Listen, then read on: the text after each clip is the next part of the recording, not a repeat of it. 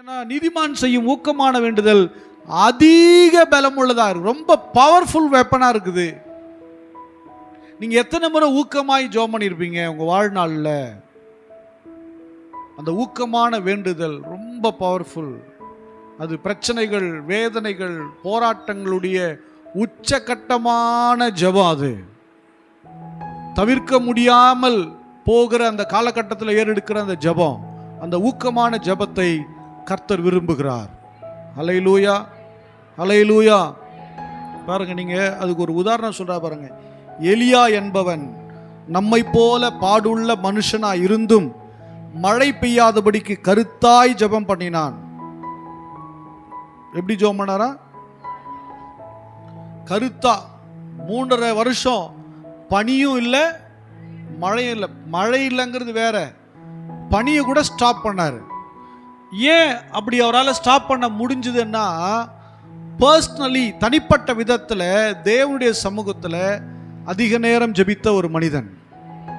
அல்லேலூயா. தேவனுடைய சமூகத்தில் அதிக நேரம் ஜெபித்த ஒரு மனிதன். அதனால தான் அவரால் பனியும் ஸ்டாப் பண்ண முடிஞ்சது, மழையும் ஸ்டாப் பண்ண முடிஞ்சது. அல்லேலூயா.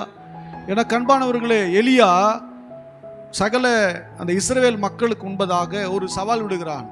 இஸ்ரேல் மக்கள் ஆண்டவரை விட்டு தூர போகி பாகாலை வணங்கும்படி போயிருக்காங்க.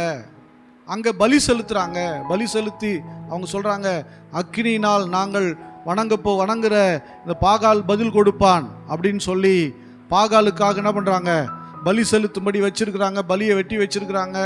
எல்லாரும் பாடினார்கள், ஆடினார்கள், குதித்தார்கள், கத்தினார்கள், குத்தி கொண்டார்கள், கிழித்து ரத்தம் வடிந்து கொண்டே இருந்தது. ஆனால் பாகால் இடத்திலிருந்து பதில் வரவில்லை. அல்லேலூயா. பாகால் இடத்திலிருந்து பதில் வரல.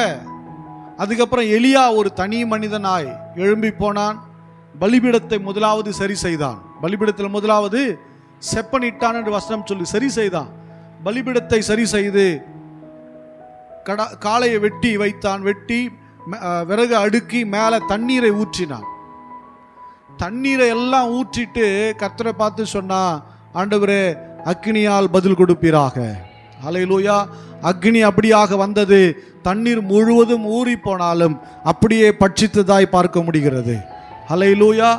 தேவனுடைய சமூகத்தில் ஏறெடுக்கிற ஊக்கமான வேண்டுதலுக்கு நிச்சயமாக பதில் வரும். அல்லேலூயா. நிச்சயமாக பதில் வரும். எலியா என்பவன் அப்படிப்பட்ட பதிலை பெற்றவனாக இருக்கிறார். இவங்களாம் நமக்கு முன்மாதிரிகள்.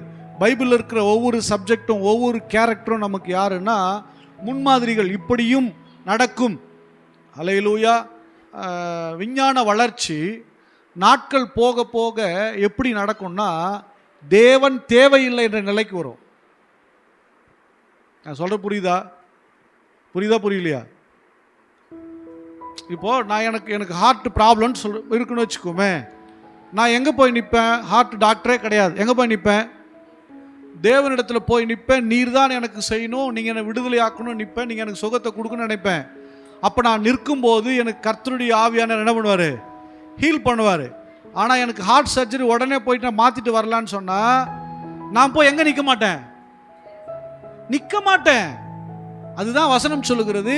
கடைசி மனுஷகுமார வருகிற கடைசி நாட்களிலே விசுவாசம் மறுதலிக்கப்படும். விசுவாசத்தை காண்பாரோ அப்படிங்கிற நிலைக்கு வரும். இன்னைக்கு பாருங்களேன், இன்னும் நிறைய வளர்ச்சிகள் உண்டாயிருக்கிறது. கண் இப்போ கண் பார்வை இல்லாததுக்கு அதுக்கு ஒரு சிப் ரெடி பண்ணி கண் பார்வை என்ன பண்ணலாம், நார்மலாக பார்க்குற மாதிரி கலராக பார்க்குற அளவுக்கு ரெடி பண்ணியிருக்கான். இன்னும் என்ன பண்ணல, இன்னும் சரியான புழக்கத்துக்கு வரல. இப்போ பேரலைஸ் ஆகிடும், கை கால் விழுந்துருது. இப்போ கை கால் விழுனா அது இன்ஜெக்ஷன் பண்ணணும், அது பண்ணணும், ட்ரீட்மெண்ட் எடுக்கணும், நிறைய ப்ராப்ளம்ஸ் இருக்குது. ஆனால் பேரலைஸ் ஆகிறதுக்கு சிப் ஒன்று வச்சுட்டா சரியாகிறதுக்கு ஆல்ரெடி அது என்ன பண்ணிட்டு இருக்கு, ரிசர்ச்சில் இருக்குது. ஒரு ஆளுக்கு ரிசர்ச் பண்ணியிருக்காங்க. அதுக்குண்டான வேலைக்கு என்ன பண்ணி தான் இருக்குது, நடந்து கொண்டு தான் இருக்குது. அப்போது இப்போ நமக்கு உடம்பு சரியில்லைன்னும் போது எங்கே போய் நிற்போம்? மருத்துவரால் முடியாதுன்னும் போது எங்கே போய் நிற்போம்? கடவுள்கிட்ட போய் நிற்போம். ஆனால் எல்லாமே முடியும் என்று வரும்போது விசுவாசம் மறுதலிக்கப்படும். ஜெபத்தை விட்டுருவோம். ஆனால் தேவனை சார்ந்து போகணும்னு சொன்னால், விசுவாசிக்கணும்னு சொன்னால், ஊக்கமான ஜெபம் வேணும்னா இங்கே திரும்பி பார்க்காம வசனத்தை பார்த்து தேவனை நோக்கி ஊக்கமாய் ஜெபிக்கும் போது கர்த்தர் பதில் கொடுப்பார்.